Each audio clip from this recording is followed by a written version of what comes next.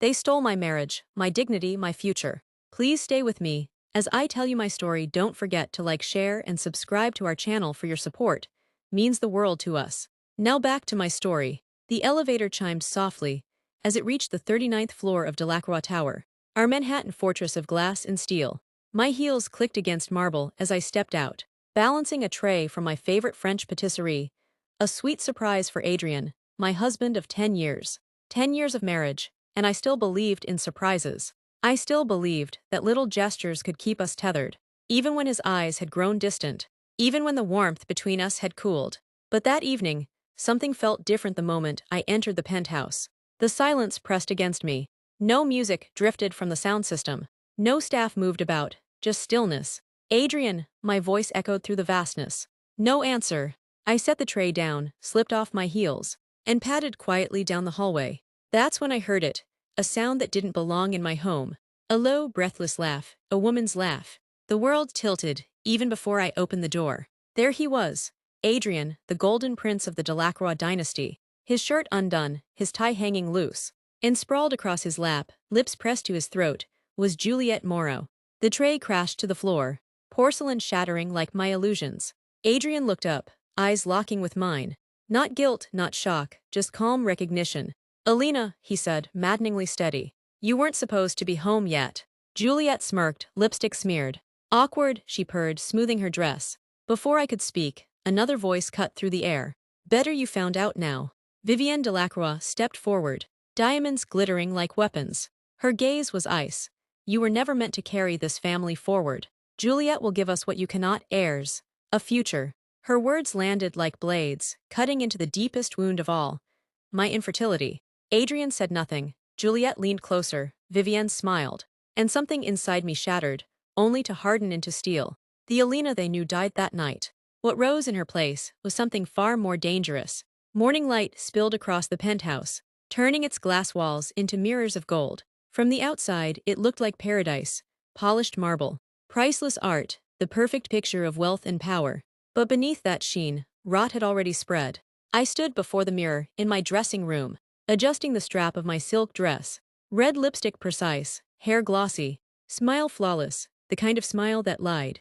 That said, "I am fine, I am unshaken." Downstairs, Juliette lounged on the sofa, draped in one of Adrian's shirts, as though she already belonged here. Her bare legs stretched over the cushions, a glass of green juice in hand. She didn't even glance up as I entered.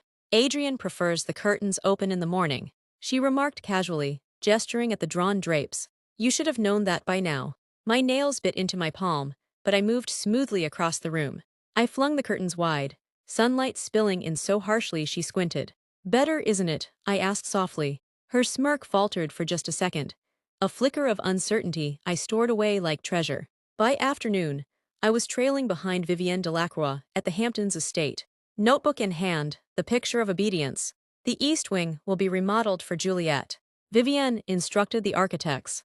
"A nursery, staff quarters, 3 bedrooms. Alina, you'll handle the coordination." "Yes, of course, Vivienne."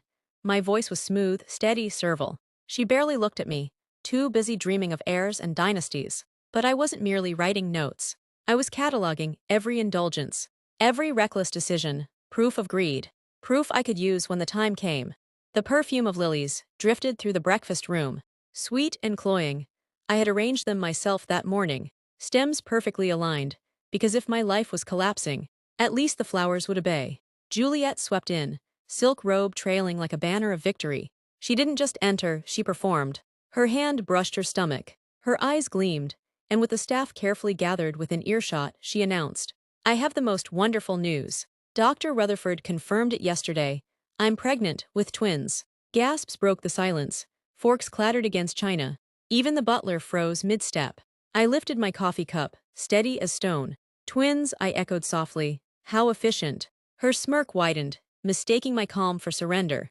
"Some women," she added, her gaze slicing toward me, "are simply destined for motherhood." Her words dug into the deepest scar of all, my infertility. The shame I had carried in silence. For a flicker of a moment, the mask nearly cracked. But instead of breaking, I pressed a button in my pocket. A tiny red light blinked inside my clutch.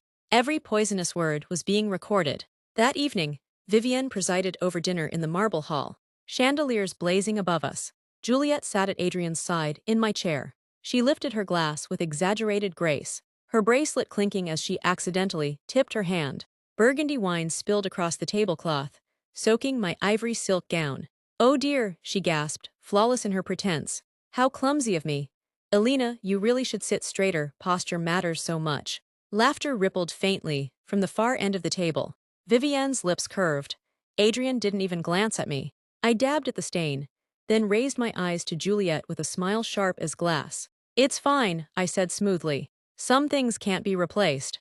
Others," I let the pause stretch until the silence pricked, "are disposable." The room stilled. Juliet's smirk faltered, just slightly, and I savored it. The club smelled of cigars and power. Dark paneled walls, amber whiskey glowing in crystal glasses, men laughing too loudly at each other's arrogance.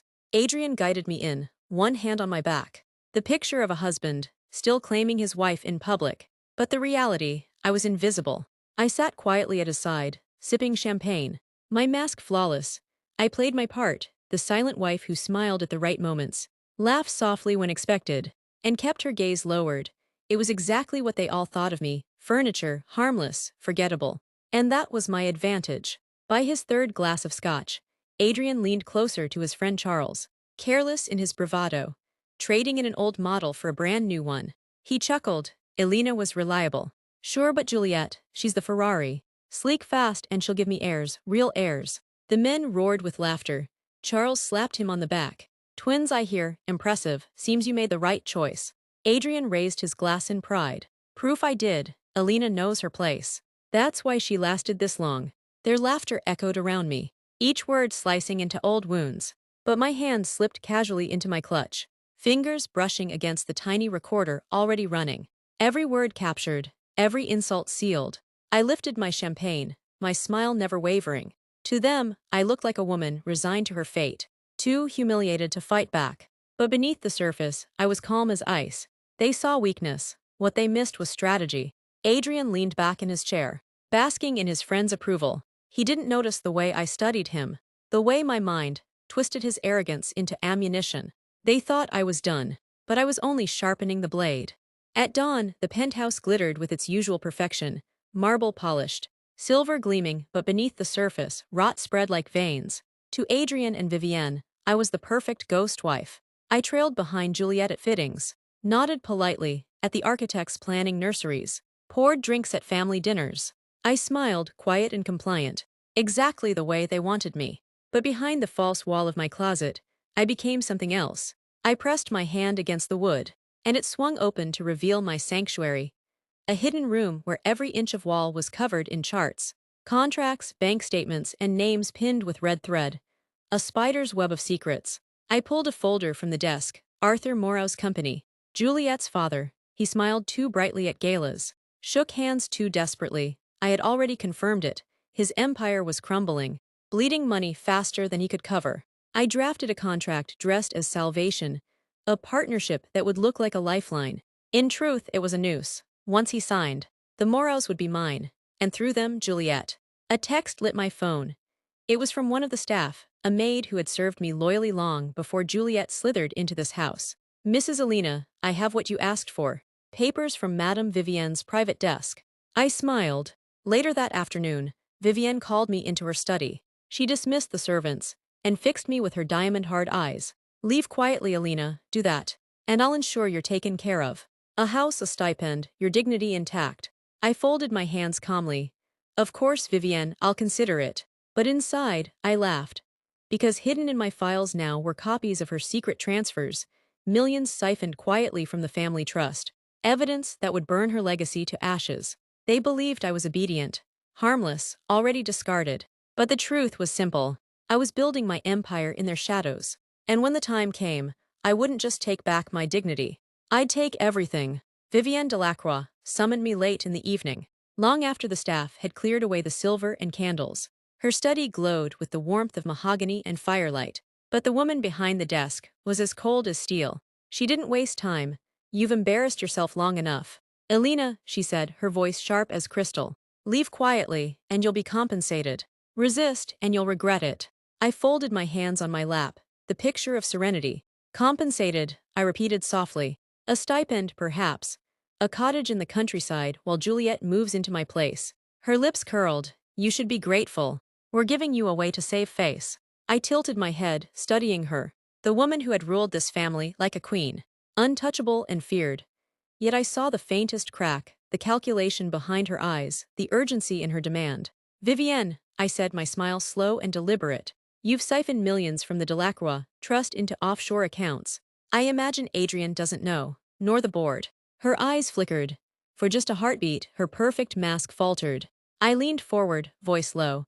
Do you think they'll forgive you once they see the transfers? Do you think they'll call you the savior of this family, or the thief who bled it dry? The fire popped in the grate. Silence stretched between us. Finally, she straightened, regaining her composure. You've grown bold, she said coldly. But don't confuse survival with power. I rose, smoothing the silk of my dress. On the contrary, I murmured. Meeting her gaze. Power is knowing which truth to release and when. I walked out of her study with measured steps. My pulse steady, for the first time. Vivienne knew I wasn't just a discarded wife clinging to scraps. I was a threat. And threats, when ignored, have a way of becoming nightmares. Juliet was radiant in her new role, parading through the penthouse, as if it already belonged to her. She basked in the attention, the whispers of admiration from staff too, frightened to speak their true thoughts. But power makes people careless, and I knew exactly where to strike. It began with small seeds. A misplaced document left where she would find it, a bank statement showing one of Adrian's hidden accounts, drained by mysterious transfers. Strange, I murmured when she confronted him, feigning confusion. I thought he only shared finances with his wife. The fight that followed rattled the walls. Then came the whispers. At a charity gala, I let slip, in a voice just soft enough to travel, that Adrian had been seen leaving a private club with another woman. Juliet laughed too loudly, too forced, as if to drown the rumor before it reached her ears. But I saw the flicker in her eyes. Paranoia is poison. I fed it carefully, drop by drop. Soon, she began questioning Adrian's late nights, scrolling through his messages when he left his phone unattended, snapping at the staff when they hesitated to answer her questions. Her glow dimmed, her smirk faltered, and I watched, silent, patient, storing every reaction like a gem. One evening, I passed her in the hallway. She looked tired, her silk robe slipping off one shoulder, her glass of wine trembling in her hand. You should rest, I said gently. Pregnancy is exhausting, especially when you're carrying twins. Her eyes darted to mine, wide and uncertain. For the first time, I saw fear. I walked away, my heels clicking against marble, a smile curving at my lips. Juliet thought she had won. She thought she wore the crown. But I was the hand tightening the strings. And soon, her crown would topple. The Delacroix name glittered across Manhattan like gold. But I knew better. Dynasties rot from the inside long before the world smells the decay. All it takes is a push. I began with the staff. They had served me long before Juliet. And loyalty, once earned, doesn't die easily. A maid slipped me copies of Vivienne's private notes. A driver whispered details of Juliet's clandestine meetings. Even the butler, quiet as stone, began pausing just long enough for me to read the flicker of disgust in his eyes. Then came the banker. He owed me a favor from years ago, a loan I had secured quietly, never exposing his indiscretions. Now he repaid me in kind, slipping financial ledgers into my hands that confirmed what I already knew. The Moro Empire was bleeding dry. I started to leak whispers, not loudly, never directly, just a well-placed remark at a gala, a careless word in earshot of a journalist. Soon, the city hummed with rumors of Juliet's father's debts, of cracks in the Delacroix fortune, of Vivienne's lavish spending. Adrian noticed. I watched the strain creep into his posture, the way his jaw tightened, when colleagues congratulated him, with just a little too much mockery in their smiles. He started drinking more, coming home later, snapping at Juliet when her voice grew too sharp. At a board meeting, one of his uncles muttered, "The empire's slipping." I wasn't in the room, but I didn't need to be. The words reached me all the same. And all the while, I played my role perfectly. Silent, obedient, a shadow in designer silk. At night, in my hidden room, I traced red threads across the map of their empire. Every lie, every indulgence, every theft. The web tightened, strand by strand. They thought I was irrelevant, invisible. But the storm I had summoned was already gathering on the horizon. And when it broke, it wouldn't just wash them away, it would drown them. The gala shimmered beneath crystal chandeliers. A ballroom brimming with diamonds, champagne and whispers.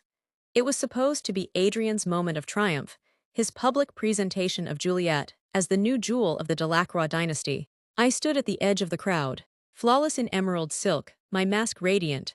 To them, I was the discarded wife, too proud to vanish but too weak to matter. That was exactly what I wanted them to believe. Adrian and Juliet descended the marble staircase hand in hand, applause rising like a tide. Vivienne followed, regal as ever, her smile sharp enough to slice through glass. Cameras flashed, glasses clinked. The dynasty paraded itself in all its glory. And then, the first whisper. A leaked document tucked into the program booklets. A signed contract from Arthur Morrow's company, detailing debts so massive they threatened collapse. Guests murmured, flipping through pages they weren't supposed to have. Next, a recording played discreetly through the speakers hidden in the lounge. Adrian's voice, smug and careless, calling me the old model and Juliet the Ferrari. His laughter echoed over the clink of crystal. The crowd's laughter stilled, eyes turned. And then's the blow to Vivienne. Screens in the gallery flickered alive, displaying transfers from the Delacroix Trust to her hidden offshore accounts.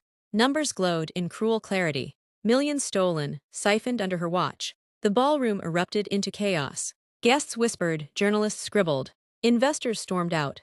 Adrian shouted for silence, his face red with fury, but Juliet's trembling hand betrayed her. Vivienne's mask cracked, just once, her diamond smile slipping.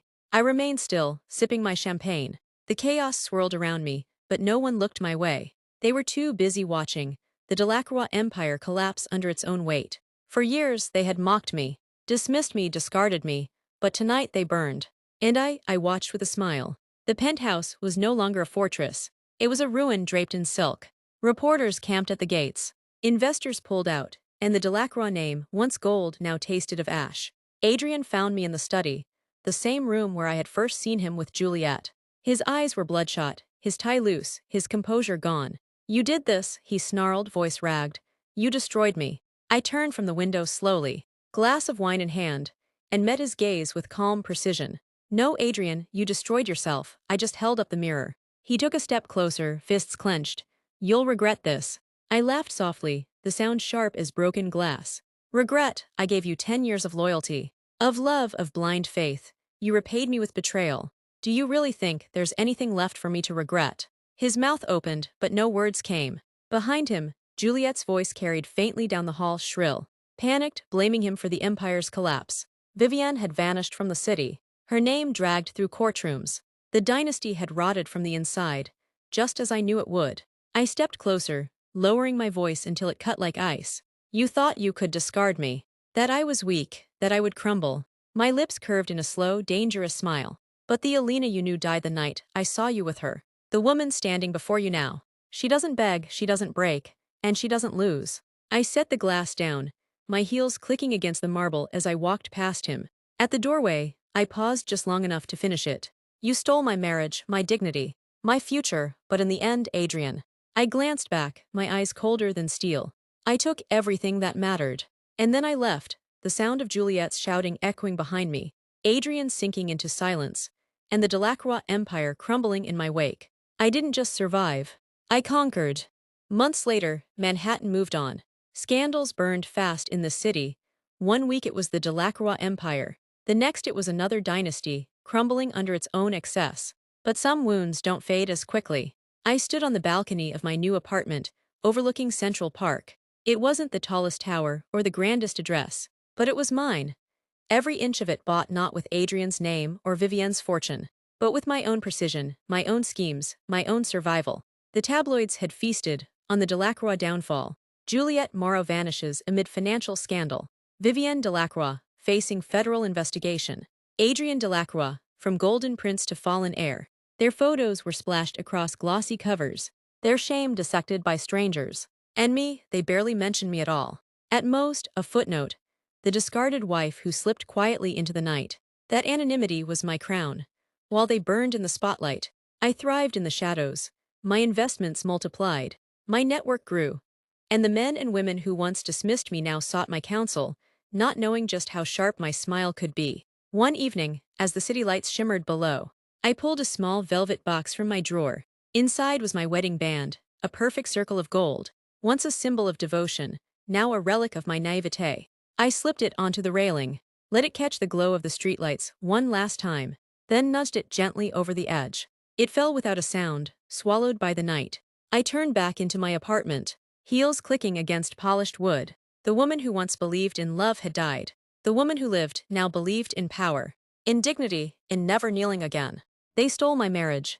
They tried to strip me of my future. But in their arrogance, they forged something they could never defeat. I was no longer Elena Delacroix, the forgotten wife. I was the phoenix, and I had risen from their ashes.